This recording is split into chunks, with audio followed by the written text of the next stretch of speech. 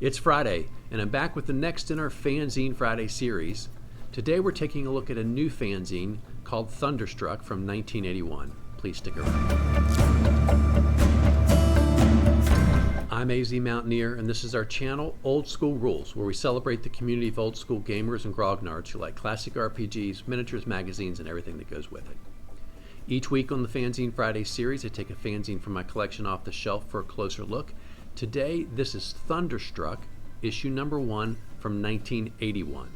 Hope you enjoyed the video. Happy December, everybody. We're starting a look at a new fanzine today. This is called Thunderstruck. It comes to us from the United Kingdom. Mike Parnell and Tim Kalvis are principally responsible for this fanzine. There are a total of 5 issues. I think I have them all. So we'll look at those over the coming weeks here at the end of the year. This is the fanzine. It starts off for the first 2 issues as a full-sized. It's that slightly larger paper than the 8.5 by 11 we're used to here in the U.S.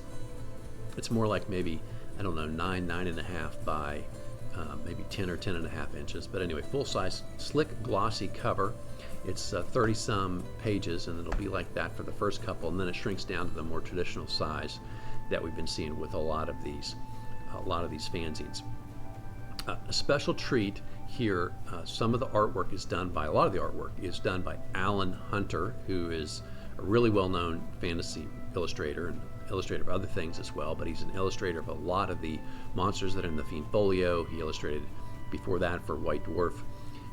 And so at the end of this video, we'll take a closer look at the illustrations that are found throughout this fanzine, because I always like to share the art from this vintage era. So let's start by taking a look at the cover, which is Alan Hunter art. This is issue number 1, and you see this sort of, I would say, mechanical type of a creature here with a globe inside of it. I think it's connected to the Mindscape, which is the large adventure that's in this one, but I'm not positive about that. But in any event, it's really, really cool art. So let's take a look at the table of contents. The first page here has an editorial, which is basically just introducing you to Thunderstruck and also giving you a table of contents. They say that this is an explosive new D&D and role-playing games magazine which intends to be an actual aid to games and to spark provocative thoughts and views amongst the readers. And then, as I mentioned, Mike and Tim are the guys primarily responsible for it, and they mention art here by Alan Hunter and also Reuben Powell. Hope you enjoy it. Consider this your magazine. Give us some contributions, and they go into the typical stuff you have on the introductory page. Why dungeons? Giving you some ideas about why dungeons exist, how they came to exist, to inject a little bit of more, I guess you'd say, realism into your game. So you want to role play, ideas of all the different games that they list here that you could choose to play besides just Dungeons and Dragons. A review of the TSR module X1. Mindscape, which is the D&D adventure that's in here. It's quite large, as you can see. We jump all the way up to page 26, which is Rapier, which is a ship that flies. It's like a traditional boat type ship, but it flies, and it's part of the Mindscape adventure. The Reaction, which is a new potential rule, more than just in game, an article encouraging how to play better. One new monster, a review of C2, the Ghost Tower of Inverness, and then in-game, which is their sort of postscript at the end of the game. And it just tells you, more to come, gives you the advertising rates, encourages you to submit articles and ideas for future issues. The contributors, in addition to Mike and Tim, Nicholas Clifton has credit for an article, Stephen Norris has co-credit on some articles, and then the artwork itself is from Alan and Reuben, as we've mentioned. So why dungeons? And this is basically saying you should have some reason for these subterranean areas to exist. And they want to basically use a chart, D100 chart, to determine who created it. Creatures from the Fiend Folio, giants, trolls, gnomes, goblins, hobgoblins, humans, kobolds, mind flayers, ogres, orcs, troglodytes, and drow. I would say the one thing that's probably missing from this article is the idea that, in fact, maybe the dungeon is a naturally occurring cavern. I would think a lot of these creatures, rather than dig out some 10 by 10 rooms, would just inhabit some caverns they find naturally. And then of course we know the ecology, that some of these creatures probably tend to, I'd say, enslave or enlist some of these less powerful creatures on this list and make them do the digging, if you will, if there actually was a carved out area for some reason. But in any event, I think a good idea. I like the natural ecology. I like the reasoning behind, like, hey, how'd this get here? And as they say, if you just have the menagerie or the zoo where it's basically open a door, there's a monster, open the door, there's a monster, which a lot of us did as the early era dungeon design. Here they're trying to make it a little bit more realistic, because they're saying, look, at some point your players are going to be like, this doesn't make any sense, right? You get a bugbear, then a slime, then an ogre jelly, then some kobolds. I mean, these things are just hanging out, waiting in a room for us to show up and attack them, right? Which is how we tend to do those early, as we say, zoo-type dungeons. Okay. Next we see, so you want to role play, and this is just a listing, which I thought was just interesting for historical purposes, of different types of games, and they list them, who published them, and what type it is: fantasy, science fiction, etc. I thought it might be interesting to have the list. I'll go really quickly through the list. AD&D, Adventure and Fantasy, Aftermath, Arduin Adventure, Basic and Expert D&D, Bifrost, Boot Hill, Bunnings and Burrows, Bushido, Call of Cthulhu, Chivalry and Sorcery, Dragon Quest, D&D, the original, Empire of the Petal Throne, On Guard, The Fantasy Trip, Flash Gordon and the Warriors of Mongo, Gangster, Galactic Conquest, Gamma World, Heroes, High Fantasy, King of the Mountain by Dimension 6, Knights and Magic, Land of the Rising Sun, Madame Guillotine, Monster, Mortal Kombat, New Ysgarath Rules, Odysseus, RuneQuest, Runes in Space, Skull and Crossbows, Space Opera, Space Patrol, Squad Leaders, Starships and Spacemen, Stormbringer, Superhero 2044, Top Secret, Traveler, Tunnels and Trolls, Villains, and Vigilante. So that's their list. They also list the prices, by the way, so that's in pounds, because they're in the UK, of course. So interesting, some different type of games that were out there. I'm familiar with most of what's on that list, but probably not quite all of them. And certainly I haven't played all of them either. Here's the review of X1, the TSR module. And as they say, it requires a little bit of work from the Dungeon Master, but it's a good introduction to Wilderness Adventures, and good overall. 6.6 out of 10 they give it. And then there's Mindscape, this giant adventure that's in here. It's quite good. Traps, puzzles. It's very creative. I don't want to give too much of it away, but the adventurers have to figure out what the heck's going on and where they are. And I'm not sure from reading it whether or not they will. There are clues that are left, and I find that, frankly, those always seem, when you read it, when you design it, you're like, oh, they'll understand, they'll figure this all out. But when they play, oftentimes I think players are like, I have no idea what's going on. Or they might miss some clues. They might misunderstand some clues, and then the adventure becomes really frustrating because nobody knows what's going on or what they're supposed to do. In this case, if they can't figure it out, they can't figure out how to get out of this sort of place to where they've been transported in the adventure. But this is only part of it. There's more of it in issue number 2. But again, if you can figure out how to DM those challenges to help your players along and make sure they are challenged but still figure out what to do before they become frustrated, I think it's quite good, and it's very creative. And then there is a little bit of it that has a traditional dungeon level as well.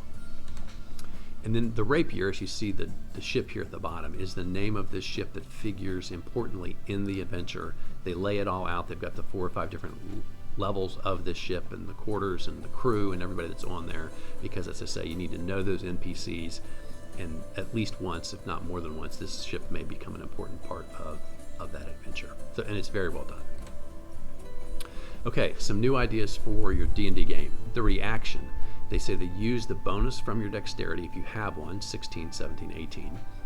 And when you get attacked, you have the opportunity to say, I'd like to react, essentially, which is a non-attack reaction. And you can say, I dodge, I parry, I roll away, I jump back, whatever it is you try to do. And they make you make a D6 roll. And so if you had, like, for example, your reaction bonus from dexterity is +2, you have a 2 in 6 chance to do that successfully. That's kind of okay, but the problem is if you fail, I think by more than 1 on the die roll, then there's a penalty. So I'm not sure you would ever actually, you'd have to be pretty strategic about whether you wanted to do this. If one opportunity is you dodge out of the way and the attack automatically misses, but the other opportunity is you fall down, you drop your weapon, you give the opponent a bonus. And so, I mean, I do like the idea of it being a plus or a minus, but with unless you have an 18 where you have a 50% chance of success, it's pretty risky. And as I understand his concept, if you have a 15 or less dexterity, you actually have no chance of being successful. So it's a fairly limited rule, but maybe that's okay for characters with particularly high dexterity. Okay, More Than Just a Game is quite a long article encouraging how to get the most out of role-playing. And essentially what it says is, these are games designed for imagination, for innovation, for creativity, and investment. And so they said, you need to become inspired by the fantasy or whatever type of game it is, be creative with your character, really get into the imagination of what's happening in the world around you. It's being described by the dungeon master. The imagination of who your character is. Don't just make it you or a two-dimensional character. And they really encourage you to be creative, which is interesting because, right, that theme has come back around in a big way here in the more recent edition of the game, where the story about who your character is really an important part of it for a lot of younger players. There's a new monster. It's called the Flash, but it's really, I would most likely, an electricity golem. It's created by a magic user. He harnesses lightning, and it's a being of lightning that you're attacking. It can touch you for shock damage 2d8, or you touch it. It can also has a sword that's infused with lightning, so it gets the bonus of a sword plus the lightning and does 2d20, so it's a really heavy attack. And if you don't save, you can end up being stunned. It can cast lightning bolts that are 1d6 per hit dice, and it has 1 hit dice per level of the magic user that created it, which would tend to be a decently high level magic user, so these would be pretty tough creatures.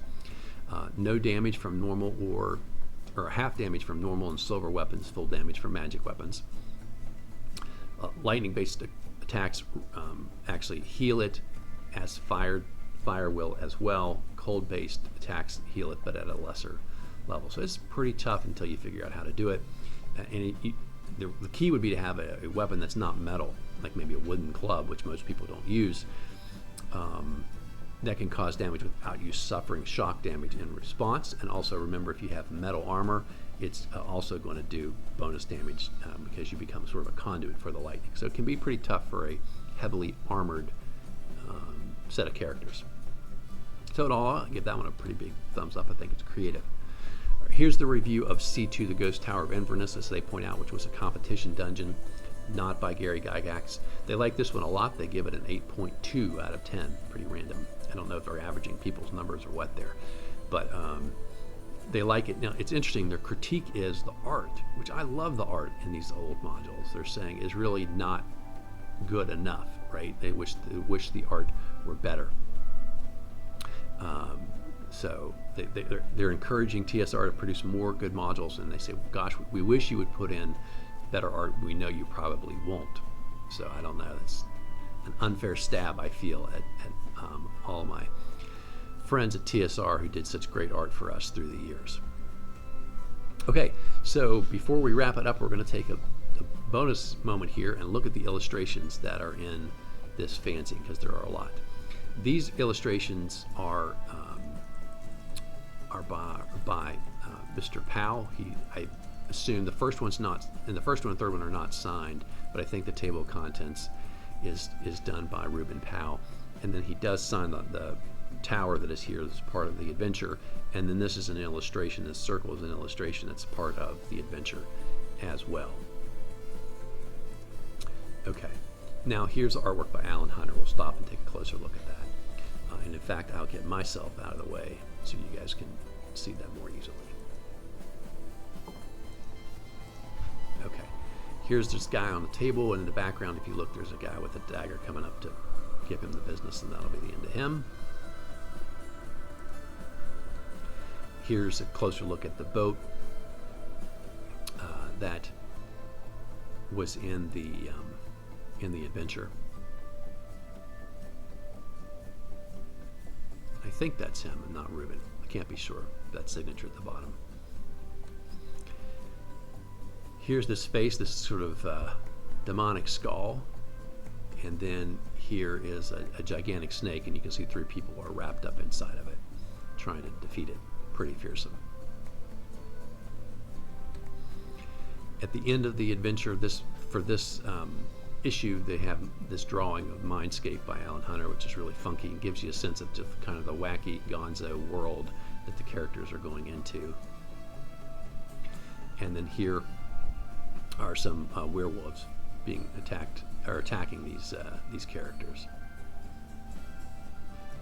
Not sure what this one is. It's just this is in the one that talks about imagination. The article talks about imagination, so I think this is the person or the character maybe even. But then in the background there's sort of imagined creatures and people that are part of the adventure for this person. And then this is just the drawing that's at the side of the Ghost Tower of Inverness, which I think is I don't think is connected. It looks like a guy in chains on a rock. Just sort of an imaginative drawing. And then on the in-game page where they gave their end notes about the fanzine, there was this other drawing of Alan Hunter's, which I thought was really cool.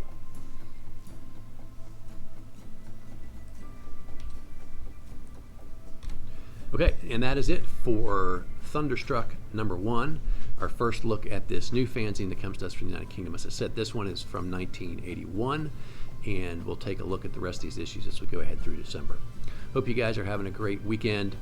If you're subscribed, appreciate it. If you have friends who might be willing to subscribe, send them our way, and hopefully they'll enjoy our content as well. Until next time, my friends, keep rolling 20s.